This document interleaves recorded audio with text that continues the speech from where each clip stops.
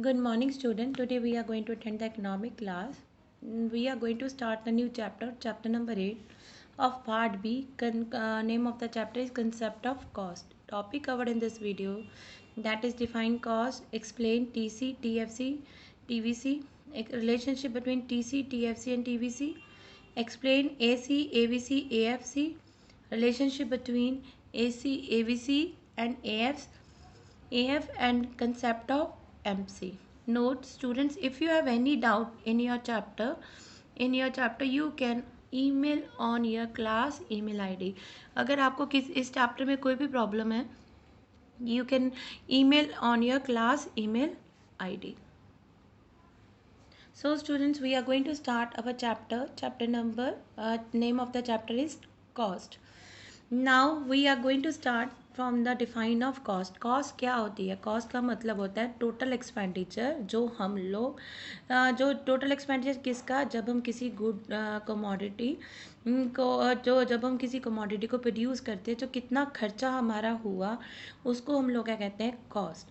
Cost में हम लोग दो चीज़ें सम टोटल होता है, कौन सा? एक्सप्लिट कॉस्ट और इन स्प्लिट कॉस्ट. एक्सप्लिट कॉस्ट क्या होती है? जब हम वो एक्चुअल खर्चा जो हम लोग बाहर से कुछ हायर करके अपने बाहर से फैक्टर सर्विसेज को हायर करके अपना काम करवा रहे हैं, उसे हम लोग क्या कहते हैं? एक्सप्लिट कॉस्ट. इन स्प्लिट कॉस्ट का मतलब क्या होता है? It is estimated value of input supplied by the owner including the normal profit. जब हम बाहर से हायर ना करके अपने अंदर से ही अपने अंदर जो भी सोर्सेज है उससे जब हम काम करते हैं उसको क्या कहते हैं? इन स्प्लिट कॉस्ट. इसका एक्सप्लिट कॉस्ट का हम एग्जांपल दें, अगर मेरे रूम का फ़ैन ख़राब हो गया, अगर मैं बाहर से मैकेनिक को बुला के काम करवा रही हूँ तो वो मेरी क्या होगी? एक्सप्लिट कॉस्ट. अगर मैं उसी फ़ैन को आप सही कर रही हूँ तो वो क्या होगा? इनस्प्लिट कॉस्ट. मतलब एक्सप्लिट कॉस्ट हम बाहर से लोगों को हायर करके अपना काम कराते हैं,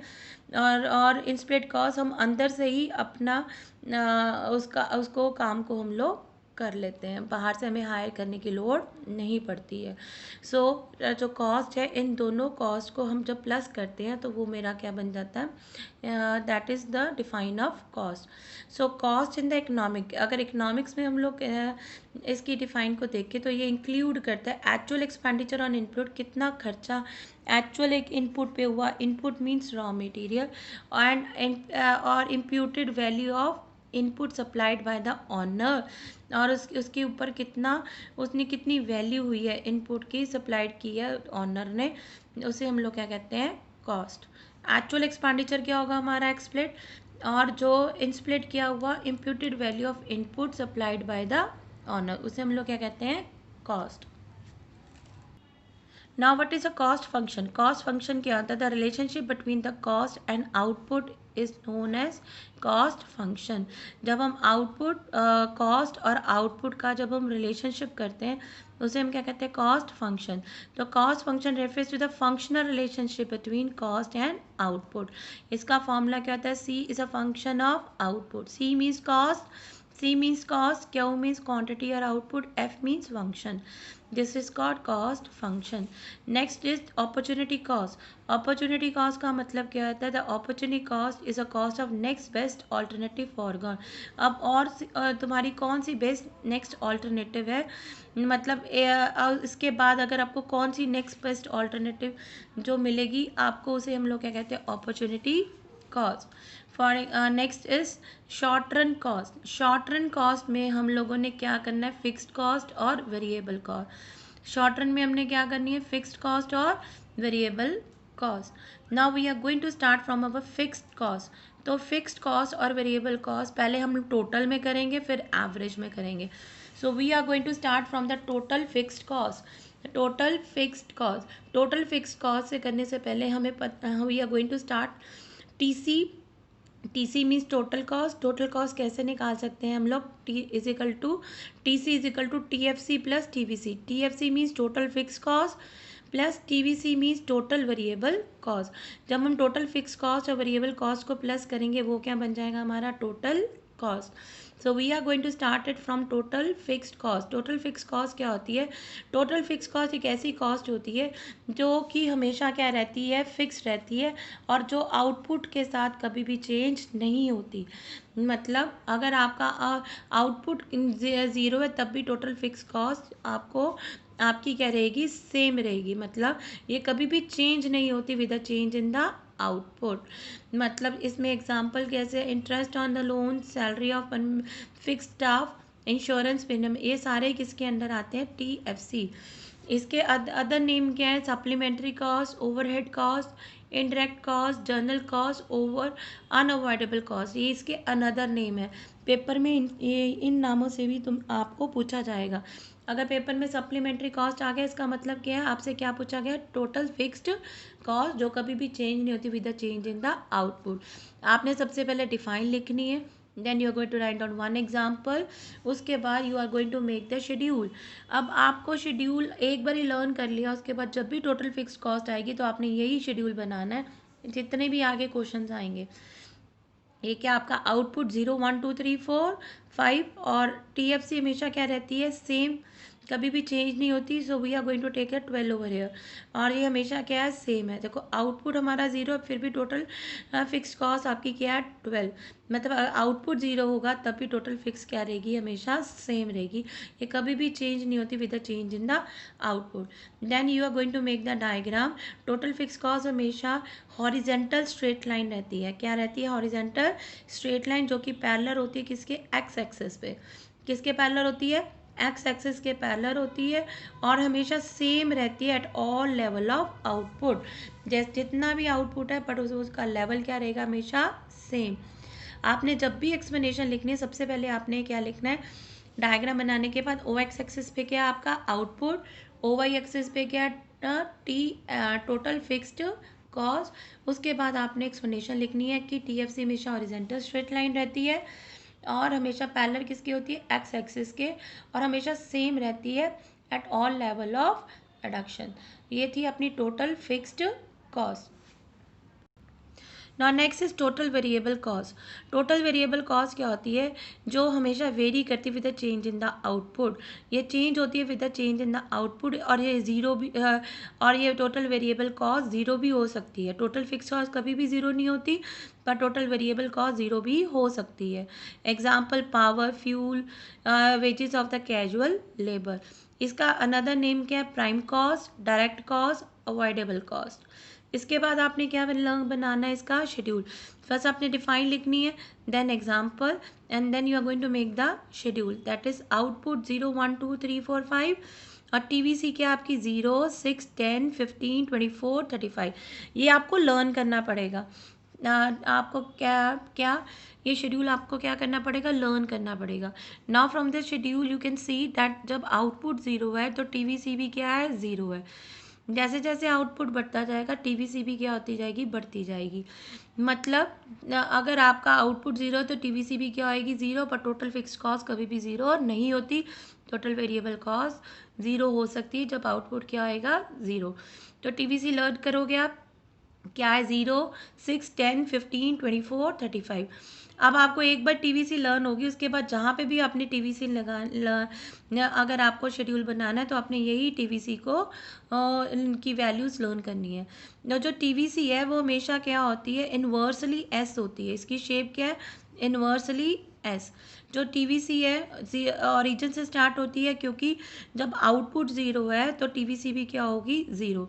ये इन्वर्सली S होती है। इसकी शेप इन्वर्सली S होने का मतलब क्या है? कि ये पहले इंक्रीज करेगी कौन से रेट पे? डिक्रीजिंग रेट पे। इंक्रीज करी है जी कौन से रेट पे? इंक्रीजिंग रेट पे। उसके बाद इंक्रीज करेगी कौन से रेट पे? Increasing rate.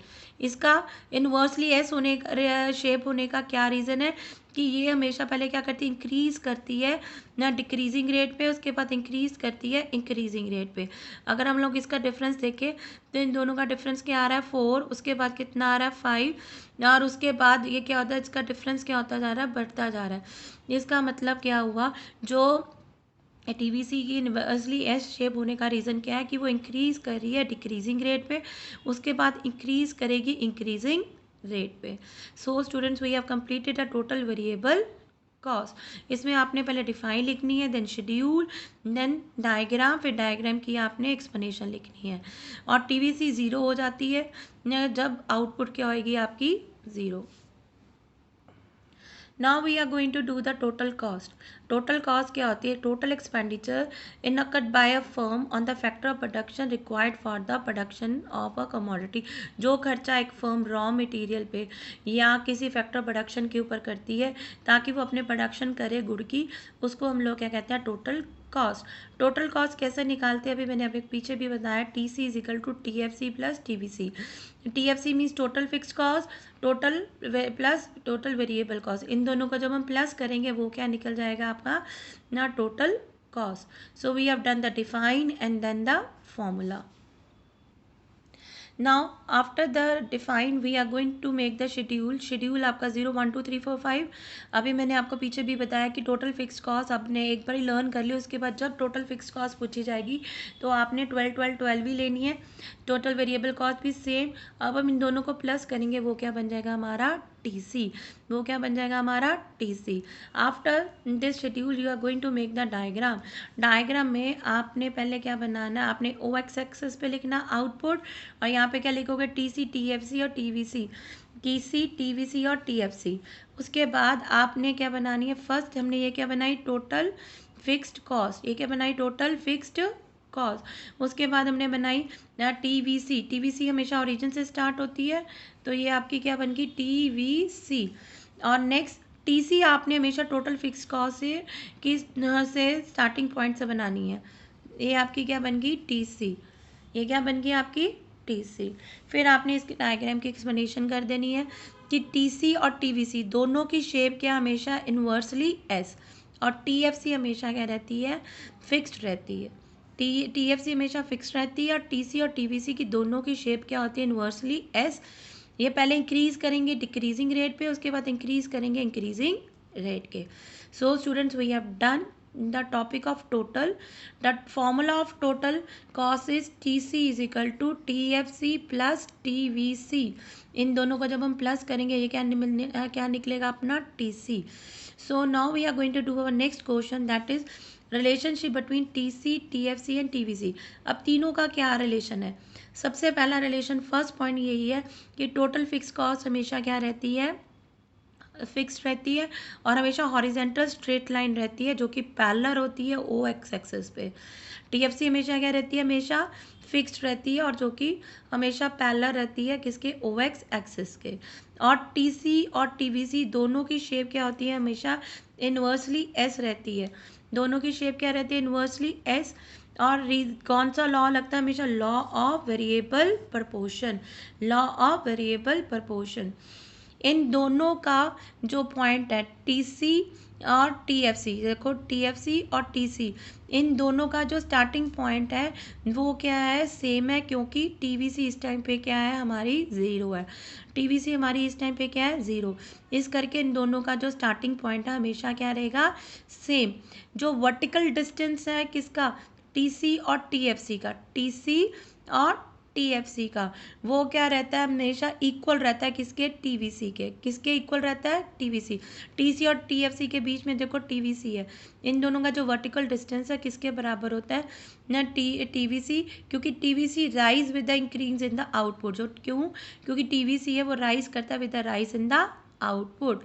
नेक्स्ट टीसी और टीवीसी का दोनों का डिफरेंस हमेशा क्या रहता है, पैरेलल रहता है, क्योंकि इसके बीच में क्या है, टोटल फिक्स्ड कॉस्ट जो कि हमेशा क्या रहती है, फिक्स्ड। जो कि हमेशा क्या रहती है, fixed. So students I am going to repeat it again. पहला पॉइंट क्या लिखोगे कि हम कौन सा क्वेश्चन कर रहे हैं, रिलेशनशिप बिटवीन किसका, टीसी टीएफसी और टीवीसी का। टीएफसी हमेशा क्या रहती है, टोटल फिक्स्ड कॉस्ट क्या रहती है, हमेशा हॉरिजॉन्टल स्ट्रेट लाइन रहती है। टीसी और टीवीसी दोनों की शेप क्या होती है, इन्वर्सली एस। और कौन सा लॉ लगता है, law of variable proportion. TC और टीएफसी दोनों का स्टार्टिंग पॉइंट क्या है, सेम है, क्योंकि इस टाइम पे टीवीसी क्या होती है हमारी, zero.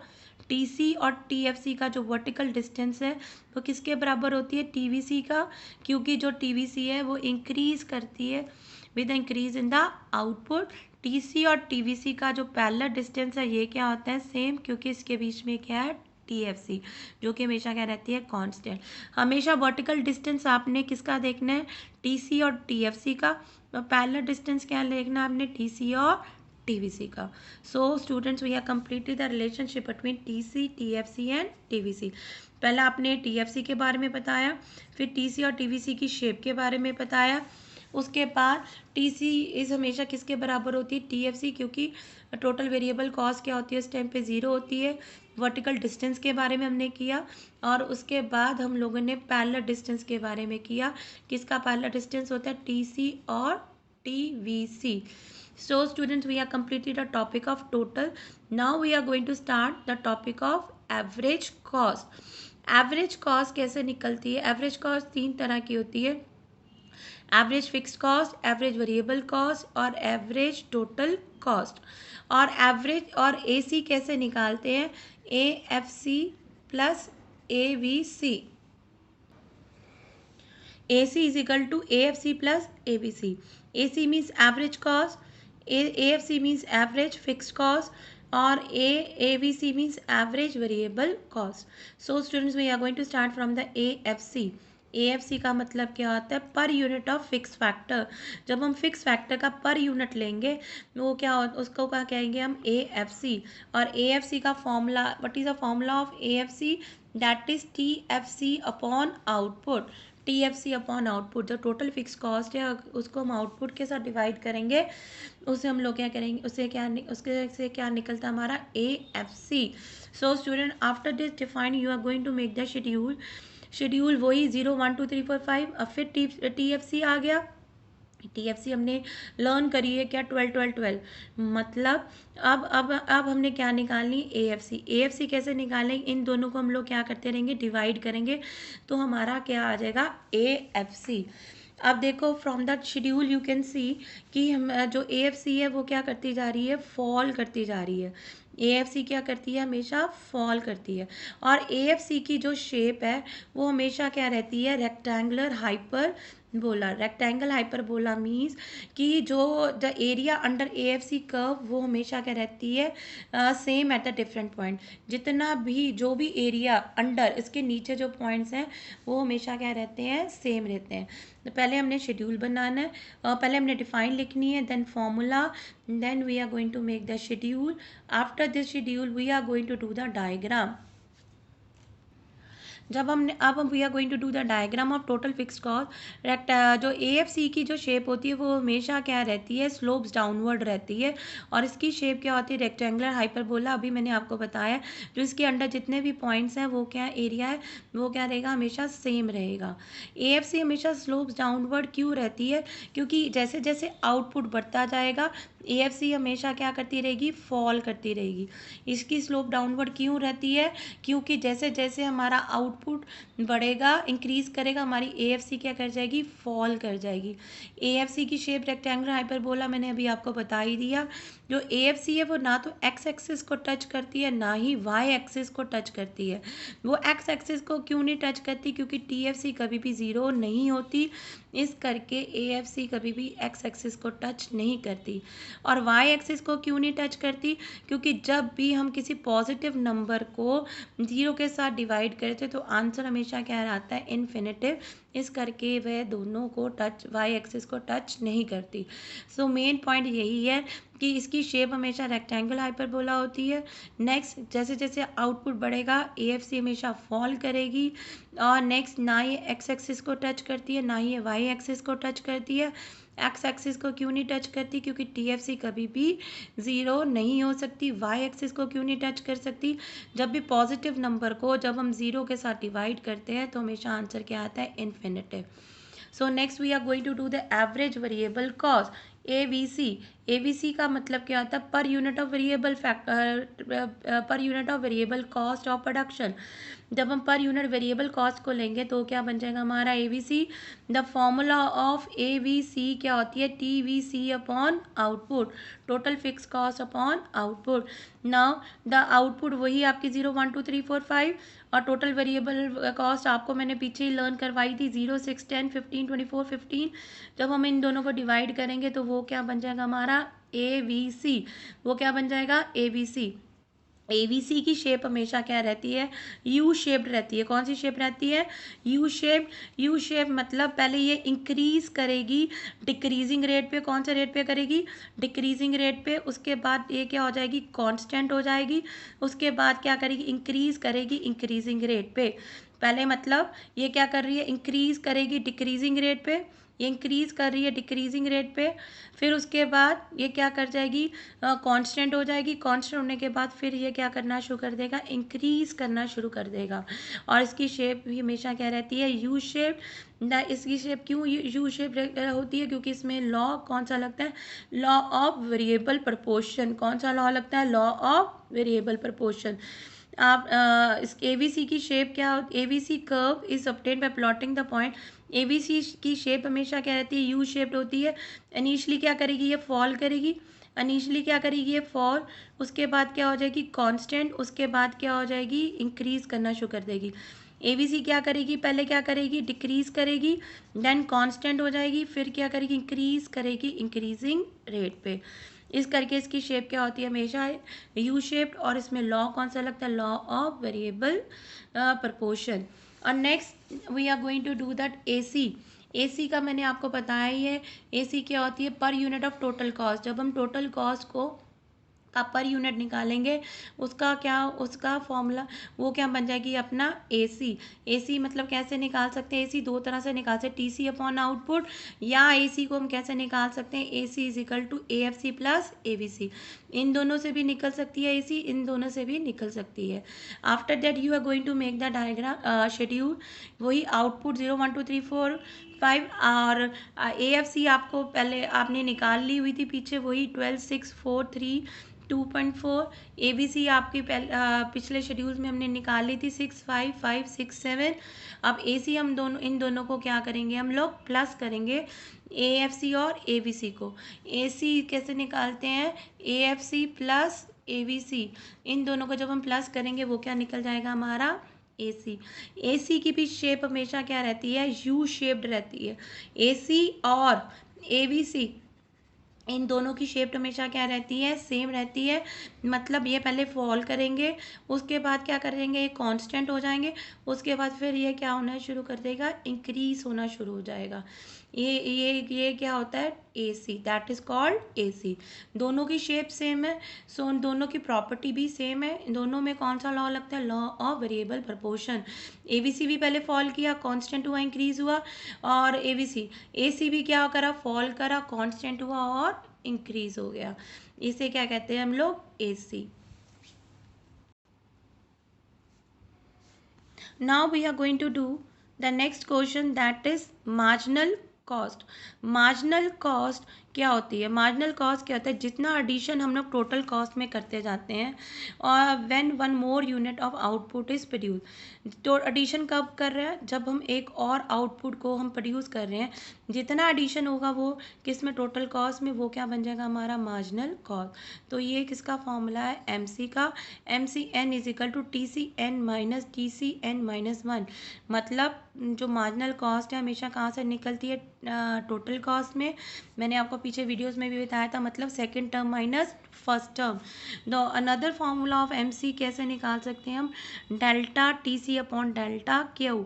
Delta T C upon delta Q, delta कैसे निकालते हैं, वही second term minus first term. जब हम करेंगे तो हमारी वैल्यू निकल जाती है किसकी, डेल्टा की।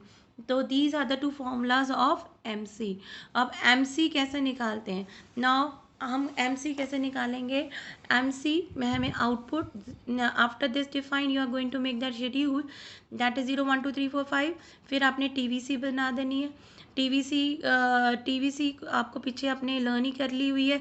टीएफसी भी आपको पता कैसे है, क्या है। और फिर आपने इन दोनों को प्लस करके आपका क्या निकल गया, टीसी। अब टीसी से ही आपने क्या निकालना है, एमसी। टीसी से आपने क्या निकालना है, एमसी। कैसे निकालोगे, फर्स्ट टर्म हमेशा क्या रहती है, dash, then 18 minus 12 6, 22 minus 18 4, 27 minus 22 5, 36 minus 27 9, 47 minus 36 that is 11, that is 11। So आपको पता, हाँ, हमने एमसी कहाँ से निकाली, टीसी में से निकाली। कैसे निकाली, second term minus first term. The shape of M C is also U shape, M C की शेप भी क्या होती है, यू शेप। मतलब ये पहले क्या कर रहा है, फॉल कर रहा है, उसके बाद कांस्टेंट हो जाएगा, उसके बाद फिर क्या करना शुरू कर देगा, इंक्रीज करना शुरू कर जाएगा। इसमें भी कौन सा लॉ लगता है, law of variable proportion, law of variable proportion. MC की शेप क्या होती है, यू शेप। ये इनिशियली क्या करती है, फॉल, फिर अपने मिनिमम पॉइंट आने के बाद वो क्या करना शुरू कर देती है, राइज करना शुरू कर देती है। और इसमें भी कौन सा लॉ लगता है, law of variable proportion. So I am going to tell the shapes of every curve. TFC, TFC की शेप हमेशा क्या रहती है, हमेशा क्या रहती है, हॉरिजेंटल स्ट्रेट लाइन, मतलब ये हमेशा क्या रहती है, कांस्टेंट रहती है। टीवीसी और टीसी, इन दोनों की शेप क्या रहती है, इन्वर्सली एस। कौन सी रहती है, इन्वर्सली एस। और मतलब ये इंक्रीज करेगी पहले डिक्रीजिंग रेट पे, और फिर क्या करेगी, इंक्रीज करेगी इंक्रीजिंग रेट पे। और इसमें कौन सा लॉ लगता है, law of variable proportion. Next किसकी सेम, अब ए एफ सी की शेप हमेशा क्या रहती है, रेक्टेंगुलर हाइपर बोला। और ए सी, ए बी सी और एम सी, इन दोनों की शेप क्या रहती है, हमेशा यू शेप रहती है। पहले फॉल करेगी, देन कांस्टेंट अपने मिनिमम पे आने के बाद उसके बाद क्या करने लग जाती है, ये इंक्रीज करने लग जाती है। इसमें भी सेम लॉ लगता है, law of variable proportion, law of variable proportion. Now next is relationship between A C and M C. A C और एम सी का रिलेशनशिप लिखना है। आप जब भी, मैंने आपको पहले भी बताया, जब भी पेपर में रिलेशनशिप आएगा, you are going to write down the first define. Define लिखोगे आप किसकी, ए सी और एम सी की, ए सी और एम सी। उसके बाद आपने ये शेड्यूल बना देना है। शेड्यूल बनाने के बाद you are going to make the diagram. Diagram में आपने हमेशा क्या करना है, एम सी बनाने के बाद आपने क्या बनाना है, ए सी। ए सी एम सी को आपने जब भी बनाओगे ए सी को, ए सी से नीचे से कट करना है। मतलब पहले एम सी बनाने के बाद ऊपर क्या बनाओगे आप, ए सी। एम सी नीचे से कट करेगी किसको, ए सी को। फर्स्ट क्या है इसका रिलेशनशिप, क्या है, इन द फर्स्ट फेज हमेशा ए सी बड़ा होता है एम सी से। इन द सेकेंड फेज ये दोनों क्या हो जाती हैं, बराबर हो जाती है। इन द थर्ड फेज ये क्या हो जाता है, एम सी छोटा हो जाएगा और ए सी क्या होगा, बड़ा। मतलब व्हेन ए सी बड़ा है तो ए सी क्या करेगा, फॉल करेगा। जब ए सी बड़ा है तो ए सी क्या करेगा, फॉल। जब ए सी और एम सी एक दूसरे के बराबर हो जाएंगे तब ए सी क्या हो जाएगी, कांस्टेंट हो जाएगी। जब एम सी बड़ा है तो ए सी क्या करेगा, राइज करेगा। So this is the relationship between A C and M C. Next that is relationship between T C and M C. सबसे पहले आप डिफाइन लिखोगे। डिफाइन लिखने के बाद आपने क्या लिखना है कि जब टी सी राइज करता है at diminishing rate, M C क्या करने लग जाता है, डिक्लाइन करने लग जाता है। और जब when the rate of increase in the T C stop diminishing, तो एम सी क्या हो जाता है, अपने मिनिमम पॉइंट पे आ जाएगा। And when the rate of increase in the total cost start rising, तो एम सी क्या हो जाएगा, हमेशा इंक्रीज करेगा।